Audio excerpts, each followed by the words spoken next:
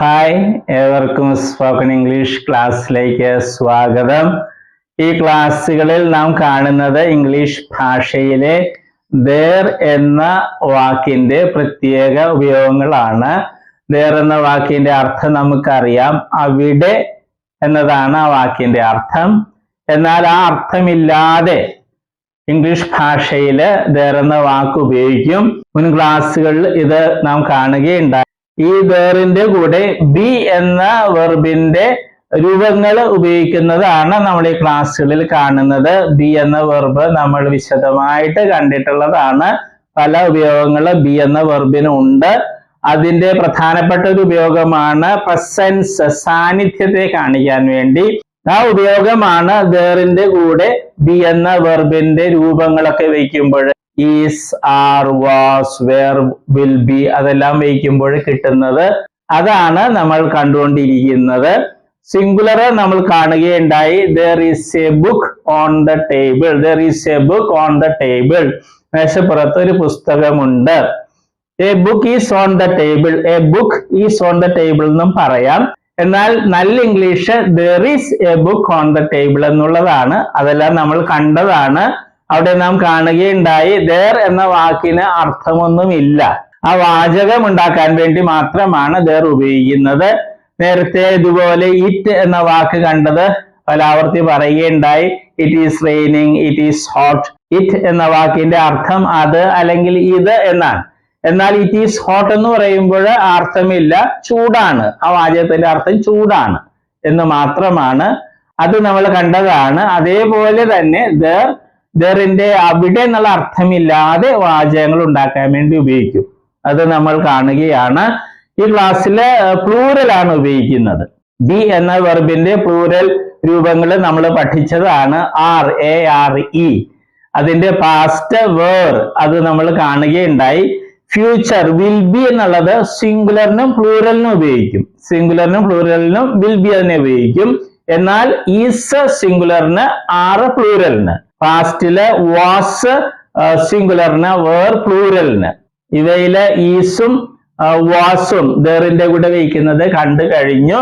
ഇന്ന് നാം കാണുന്നത് are, were അതുപോലെ will be പ്ലൂറലിന്റെ കൂടെ വയ്ക്കുന്നതാണ് കാണുന്നത്. നമുക്കിവിടെ നോക്കാം. there are 5 books on the table. there are 5 books on the table. മേശപ്പുറത്ത് 5 പുസ്തകങ്ങൾ ഉണ്ട്.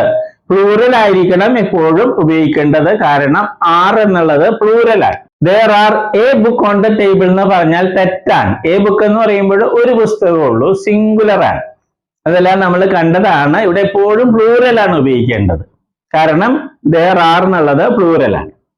there are 5 books on the table. മേശപ്പുറത്ത് 5 പുസ്തകങ്ങൾ ഉണ്ട്. ഇവിടെ ഈ വാചകത്തില് there എന്ന വാക്കിന്റെ അർത്ഥം അവിടെ, ആ വാക്കിന്റെ അർത്ഥം നമ്മൾ കാണുന്നില്ല. പല ആവർത്തി പറഞ്ഞതുപോലെ ഈ വാചകം ഉണ്ടാക്കാൻ വേണ്ടി മാത്രമാണ് ഇങ്ങനെ ഉപയോഗിക്കുന്നത്. 5 books are on the table. 5 books are on the table എന്നും പറയാം. പക്ഷേ നല്ല ഇംഗ്ലീഷ് ഇതാണ്. there are 5 books on the table. there are some trees here. there are some trees here. some trees കുറച്ച് മരങ്ങൾ പ്ലൂറലാണ്. there are some trees here. ഇവിടെ കുറച്ച് മരങ്ങൾ ഉണ്ട്. ഈ വാചകത്തിലും there എന്ന വാക്കിന്റെ അർത്ഥം വരുന്നില്ല. അടുത്തത് there are many students in the classroom. there are many students. many students ധാരാളം വിദ്യാർത്ഥികൾ. പ്ലൂറലാണ്, എപ്പോഴും പ്ലൂറല് ഇതിന്റെ കൂടെ ഉപയോഗിക്കൂ, അത് മറക്കരുത്. there are many students in the classroom. Class റൂമിൽ ധാരാളം കുട്ടികൾ ഉണ്ട്. ക്ലാസ് റൂമിൽ ധാരാളം കുട്ടികൾ ഉണ്ട്. many students are in the classroom എന്നും പറയാം. പക്ഷെ അത് നല്ല ഇംഗ്ലീഷ് അല്ല. ഇതാണ് കുറെ കൂടി നല്ല ഇംഗ്ലീഷ്. ഇതാണ് കൂടുതലും ഉപയോഗിക്കുന്നത്. there are some cups there. there are some cups there. ഈ വാചകത്തിലെ there എന്ന വാക്ക് 2 സ്ഥലത്തുണ്ട്. there ഇവിടെയുണ്ട്, ഇവിടെയുമുണ്ട്. there are some cups there. ഈ വാചകത്തിലെ ഈ thereന് അർത്ഥമുണ്ട്, അവിടെ എന്നുള്ള അർത്ഥമുണ്ട്. അത് മനസ്സിലാക്കാൻ വേണ്ടിയാണ് അവിടെ there എന്നുള്ള വാക്ക് വെച്ചിട്ടുള്ളത്. there are some cups there. എങ്ങനെ അത് മലയാളത്തിൽ പറയും? അവിടെ കുറച്ച് കപ്പുകൾ, some cups കുറച്ച് കപ്പുകൾ ഉണ്ട്. എവിടെയാണ് കപ്പുകൾ ഉള്ളതെന്ന് പറയുകയാണ്. എവിടെയാണുള്ളത്? അവിടെയാണുള്ളത്. ഇവിടെയല്ല, അവിടെ. ആ അർത്ഥത്തിൽ ഇവിടെ ദേറിന് അവിടെ എന്നുള്ള അർത്ഥമുണ്ട്. There are some cups there. ഈ വാചകം ഒന്നുകൂടി നോക്കാം. There are some trees here. ഇവിടെ കുറച്ച് മരങ്ങളുണ്ട്. ഇവിടെ അവിടെ കുറച്ച് മരങ്ങൾ എന്നായിരുന്നെങ്കിൽ there are some trees there. ഹിയറിന് പകരം there വയ്ക്കണമായിരുന്നു. അപ്പോൾ ഈ വാചകത്തിൽ ഇങ്ങനെ there വയ്ക്കുമ്പോൾ അതിന് അർത്ഥമുണ്ട്. എന്നാൽ വാചകം ഈ രീതിയിൽ പറയാൻ വേണ്ടി വയ്ക്കുമ്പോൾ thereന് അർത്ഥമില്ല. ഇത് മനസ്സിലാക്കണം. ഇതുപോലെ നിങ്ങൾ പ്രാക്ടീസ് ചെയ്യുക. അപ്പോഴും ഓർക്കുക, ഇവിടെ പ്ലൂറൽ മാത്രമേ വയ്ക്കാവൂ. There are 5 pens on the table. There are some chairs in the room. There are many tables in the hall. There are many flowers on the plant. There are many mangoes on the tree. ആ രീതിയിൽ നിങ്ങൾ practice ചെയ്യണം. എപ്പോഴും ഓർക്കണം, plural വയ്ക്കൂ. അടുത്തത് നമുക്ക് past കാണാം. There were ഉണ്ടായിരുന്നു. ഇവിടെയും thereന് അർത്ഥമില്ല, അത് ഓർക്കുക. There were 5 books on the table. There were 5 books on the table. മേശപ്പുറത്ത് അല്ലെങ്കിൽ മേശമേല് 5 പുസ്തകങ്ങൾ ഉണ്ടായിരുന്നു. പാസ്റ്റ് ആണ്. There were, വേറെ എന്നുള്ളത് പ്ലൂരൽ പാസ്റ്റ് ആണ്. ഇതിന്റെ സിംഗുലർ നമ്മൾ കണ്ടു കഴിഞ്ഞു, was ആണ്. There were 5 books on the table. മേശപ്പുറത്ത് 5 പുസ്തകങ്ങൾ ഉണ്ടായിരുന്നു. 5 books were on the table എന്ന് പറയാം. പക്ഷെ ഈ രീതിയിലാണ് കൂടുതൽ ഇംഗ്ലീഷിൽ പറയുന്നത്. ഇതാണ് നല്ല English. There were 5 books on the table. There were some trees here. There were some trees here. ഇവിടെ കുറച്ച് മരങ്ങൾ ഉണ്ടായിരുന്നു. ഇപ്പോഴില്ല, വെട്ടിക്കളഞ്ഞിട്ടുണ്ടായിരിക്കും. There were some trees here. ഇവിടെ കുറച്ച് മരങ്ങൾ ഉണ്ടായിരുന്നു. ഇവിടെയും there എന്ന വാക്കിന്റെ അർത്ഥം ആ വാചകത്തിൽ വരുന്നില്ല. There were some trees here. ഇവിടെ കുറച്ച് മരങ്ങൾ ഉണ്ടായിരുന്നു. Some trees were here എന്നും പറയാം. പക്ഷെ ഇതാണ് നല്ല English. There were many students in the classroom. ക്ലാസ്റൂമിൽ ധാരാളം വിദ്യാർത്ഥികൾ ഉണ്ടായിരുന്നു. There were some cups there. അവിടെ കുറച്ച് കപ്പുകൾ ഉണ്ടായിരുന്നു. നേരത്തെ പറഞ്ഞ there ഓർക്കുക, അതേപോലെ തന്നെയാണ്. ഇവിടെയും പ്ലൂറൽ ഉപയോഗിക്കാവൂ. ഇനി അടുത്തത് ഫ്യൂച്ചർ. നമ്മൾ നേരത്തെ കണ്ടു, will be എന്നുള്ളതാണ് ഫ്യൂച്ചർ. 2 വാക്കുകളുണ്ട്. ഇവിടെ എല്ലാം ഒരു വാക്കാണ്, where are.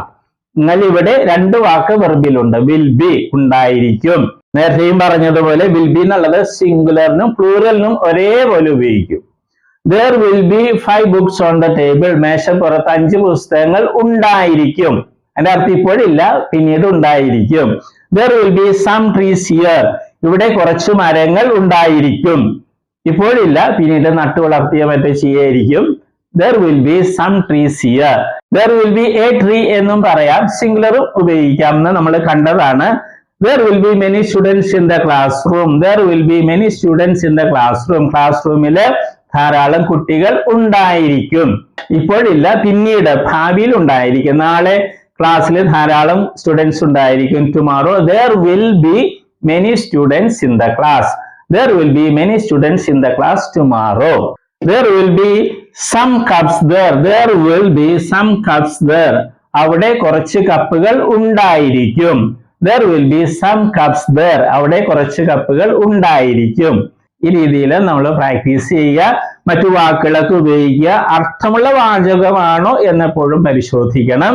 പല ആവർത്തി പറഞ്ഞതുപോലെ ഇവയുടെ കൂടെയൊന്നും സിംഗുലർ ഉപയോഗിക്കരുത്. ഇതിന്റെ കൂടെ ഉപയോഗിക്കാൻ പറ്റും. എന്നാൽ ഇവിടെ നമ്മൾ പ്രാക്ടീസ് ചെയ്യുന്നത് പ്ലൂറൽ ആയതുകൊണ്ട് പ്ലൂറൽ വാക്കുകൾ തന്നെ ഇതിന്റെ കൂടെ ഉപയോഗിക്കുക. ഓക്കെ, ഇനി വെർബിന്റെ ലിസ്റ്റ് ഉണ്ട്. എല്ലാ ക്ലാസ്സിലും പറയുന്നത് പോലെ എല്ലാ ദിവസവും കുറച്ച് വെർബ്സ് പഠിക്കണം. ഈ 4 ഫോംസ് അറിഞ്ഞിരിക്കണം. അതോടൊപ്പം പുതിയ ഇംഗ്ലീഷ് വാക്കുകൾ, അർത്ഥം, ഉച്ചാരണമൊക്കെ പഠിക്കുക. വളരെ ഒഴുക്കോടെ, ധൈര്യത്തോടെ, ആത്മവിശ്വാസത്തോടെ ഇംഗ്ലീഷ് സംസാരിക്കാൻ പറ്റും. Okay, all the best. നമ്മൾ വെർബുകളാണ് കാണുന്നത്. വെർബ്സ് എന്ന് പറയുന്നത് ക്രിയകൾ അല്ലെ, വരിക, പോവുക എന്നൊക്കെ പറയുന്നതാണ് വെർബ് അല്ലെ ക്രിയകള്. അപ്പൊ വെർബിന് അല്ലെ ക്രിയക്ക് ധാരാളം രൂപങ്ങളുണ്ട്. ഉദാഹരണമായിട്ട് മലയാളത്തിൽ എഴുതുക എന്ന ക്രിയ അല്ലെങ്കിൽ വെർബ് എടുക്കുക. അങ്ങനെ ഒത്തിരി രൂപങ്ങൾ. എഴുതുക, എഴുതും, എഴുതുകയാണ്, എഴുതിയിട്ടുണ്ടായിരുന്നു, എഴുതുവാൻ, എഴുതുമായിരുന്നു, എഴുതണമായിരുന്നു. അങ്ങനെയൊക്കെ ധാരാളം രൂപങ്ങൾ മലയാളത്തിലുണ്ട്. അതുപോലെ ഇംഗ്ലീഷിലുണ്ട് ധാരാളം ഫോംസ്, രൂപങ്ങളുണ്ട്. അതിൽ 4 എണ്ണമാണ് ഇംഗ്ലീഷിലെ ഏറ്റവും പ്രധാനപ്പെട്ട രൂപങ്ങൾ. അതേതൊക്കെയാണ്? ഫോം എന്ന് വെച്ചാൽ രൂപം. Base form, present form, past form, past participle form. ഈ 4 രൂപങ്ങളാണ് ഏറ്റവും പ്രധാനപ്പെട്ടത്. കാരണം ഇംഗ്ലീഷില് എല്ലാ ടെൻസ് എന്ന് പറയുന്നത് അത് മറ്റൊക്കെ ഉണ്ടാക്കുന്നത് ഈ 4 ഏതെങ്കിലുമൊക്കെ ഉപയോഗിച്ചാണ് ടെൻസും മറ്റും ഉണ്ടാക്കുന്നത്. അപ്പൊ ഈ 4 അറിഞ്ഞിരിക്കണം, എങ്കിലേ ഇംഗ്ലീഷ് സംസാരിക്കാനും എഴുതാനൊക്കെ സാധിക്കുകയുള്ളൂ. ഉദാഹരണമായിട്ട് നമ്മൾ ബേസ് ഫോം അല്ലേ, ഉദാഹരണമായിട്ട് റൈറ്റ് എന്ന വെർബ് എടുക്കുന്നു. അതിന്റെ അർത്ഥം എന്താണ്? എഴുതുക. പ്രസന്റ് ഫോമില് റൈറ്റും ഉണ്ട് റൈറ്റ്സും ഉണ്ട്. ഇത് പ്ലൂറലാണ്, ഇത് സിംഗുലർ ആണ്. ഇതിന്റെ അർത്ഥം എന്താണ്? എഴുതാറുണ്ട് അല്ലെങ്കിൽ എഴുതുന്നു. ഇത് രണ്ടുപേരെ അർത്ഥം മലയാളത്തില്. പല കുട്ടികളും പ്രസന്റ് ഫോമിൽ ചോദിക്കുമ്പോൾ അവര് എഴുതുക എന്ന് പറയും. അത് തെറ്റാണ്. ഈ പ്രസന്റ് ഫോമില് റൈറ്റിന്റെ അർത്ഥം എഴുതാറുണ്ട് എന്നുള്ളതാണ്. എഴുതുക എന്നുള്ളത് ബേസ് ഫോമാ. ഇത് ഒത്തിരി പേര് തെറ്റായിട്ട് സ്കൂളിൽ പഠിച്ചിട്ടുണ്ട്. പാസ്റ്റ് ഫോമില് അതിന്റെ അർത്ഥം എന്താണ്? വാക്ക് എന്താണ്? റോട്ട്. അതിന്റെ അർത്ഥം എഴുതി എന്നുള്ളതാണ്. പിന്നെ പാസ്റ്റ് പാർട്ടിസിപ്പിൾ ഫോം ഉണ്ട്, അതിന്റെ റൈറ്റിൻ്റെത് റിട്ടൺ എന്നുള്ളതാണ് ആ ഫോം. അതിന് പല അർത്ഥങ്ങളുണ്ട്, മാറി മാറി വരും. പിന്നെ ഒരു കാര്യം നമ്മൾ അറിഞ്ഞിരിക്കുക, ഈ ബേസ് ഫോമും പ്രസന്റ് ഫോം പ്ലൂറലും ഇംഗ്ലീഷ് ഭാഷയിലെ വെർബുകൾക്ക് ഒരെണ്ണത്തിനൊഴികെ, ബി എന്ന വെർബിനൊഴികെ ബാക്കി എല്ലാ വെർബുകൾക്കും ഒരേപോലെയാണ്. സ്പെല്ലിങ്ങും ഉച്ചാരണമൊക്കെ ഒരേപോലെ തന്നെയാണ്. ഏത്? ബേസ് ഫോമും പ്രസന്റ് ഫോം പ്ലൂറലും. അർത്ഥം വ്യത്യാസമുണ്ട്. ബേസ് ഫോമിൽ എഴുതുക എന്നുള്ളതാണ് റൈറ്റ് എന്ന് പറയുമ്പോൾ, പ്രസന്റ് ഫോമിൽ റൈറ്റ് എന്ന് പറയുമ്പോൾ എഴുതാറുണ്ട് എന്നുള്ളതാണ്. ഇംഗ്ലീഷ് ഭാഷയിൽ 1,70,70,000-ലധികം വെർബുകൾ, ക്രിയകളുണ്ട്. അപ്പൊ അതില് ഈ വെർബ് ഒഴിച്ച്, ബി എന്നൊരു വെർബ് ഉണ്ട് ഇംഗ്ലീഷില്, അത് ഒഴിച്ച് ബാക്കി എല്ലാ വെർബുകളുടെയും ബേസ് ഫോമും പ്രസന്റ് ഫോം പ്ലൂറലും ഒരേപോലെ, ഒരേ സ്പെല്ലിംഗ്, ഒരേ ഉച്ചാരണം. ഓക്കെ, അതുകൊണ്ട് നമ്മൾ ഇത് പ്രത്യേകിച്ച് പഠിക്കില്ല. നമ്മൾ ഇത് 3 പഠിക്കുന്നത്. അത് നമ്മൾ സ്കൂളിൽ പഠിച്ചിട്ടുണ്ട് അല്ലെ. Come, came, come, go, went, gone, അത് തന്നെ സാധനം. പിന്നെ നേരെ ഒരു കാര്യവും കൂടി, ഇംഗ്ലീഷിൽ നേരത്തെ പറഞ്ഞു 1,70,000-ൽ വെർബ്സ് ഉണ്ട്. അതിൽ ഭൂരിഭാഗം വെർബുകളുടെയും ഈ പാസ്റ്റ് ഫോമും പാസ്റ്റ് പാർട്ടിസിപ്പിൾ ഫോമും ഉണ്ടാക്കുന്നത് ഈ പ്രസന്റ് ഫോമിന്റെ കൂടെ ഡി അല്ലെങ്കിൽ ഇ ഡി എന്ന് കൂട്ടിച്ചേർത്താണ്.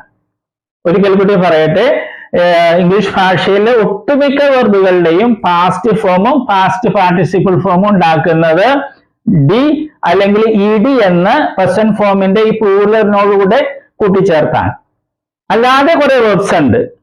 അപ്പൊ പക്ഷെ അതാണ് നമുക്ക് ഒത്തിരി ഉപയോഗിക്കുന്നത്. അതിലൊരു ഒരെണ്ണമാണ് ഇത്, റൈറ്റ്, റോട്ട്, റിട്ടൺ. ഇത് മൂന്ന് രീതിയാണ്. റൈറ്റ്, ഇത് വേറെ രീതി, റോട്ട്, ഇത് റിട്ടൺ. ഓക്കെ, അപ്പൊ നമ്മൾ ഇത് 3 പഠിക്കുള്ളൂ. നേരത്തെ പറഞ്ഞതുപോലെ ഇത് പ്രത്യേകിച്ച് പഠിക്കേണ്ട കാര്യമില്ല, ബേസ് അർത്ഥം അറിഞ്ഞിരുന്നാൽ മതി. ഓക്കെ, ഇപ്പൊ കമ്മിന്റെ അർത്ഥം എന്ന് പറഞ്ഞാൽ വരിക. ബേസ് ഫോമിൽ കം എന്ന് പറഞ്ഞാൽ വരിക എന്നായിരിക്കും. പ്രസന്റ് ഫോമിൽ വരാറുണ്ട് എന്നായിരിക്കും അതിന്റെ അർത്ഥം. ഉച്ചാരണവും സ്പെല്ലിങ്ങും ഒന്ന് തന്നെയായിരിക്കും. അപ്പൊ നമ്മളിത് 3 സ്കൂളിൽ നമ്മൾ പഠിച്ചിട്ടുണ്ട്. അത് ശരിയായിട്ടൊന്ന് മനസ്സിലാക്കണമെന്നേ ഉള്ളൂ. നമ്മളൊരു 16 ലിസ്റ്റ് വെർബുകൾ ഉണ്ടാക്കിയിട്ടുണ്ട്. ഏറ്റവും കൂടുതൽ ഉപയോഗിക്കുന്ന വെർബ്സ് ആണ്. ഇടിയും ചേർത്തതും ഉണ്ട്, പിന്നെ ഈ പ്രത്യേകതയുള്ള വെർബ്സും ഉണ്ട്. അത് നമ്മൾ പഠിക്കണം. വെർബുകളുടെ ലിസ്റ്റില് 9ാമത്തെ ലിസ്റ്റാണ് നമ്മൾ ഇന്ന് കാണുന്നത്.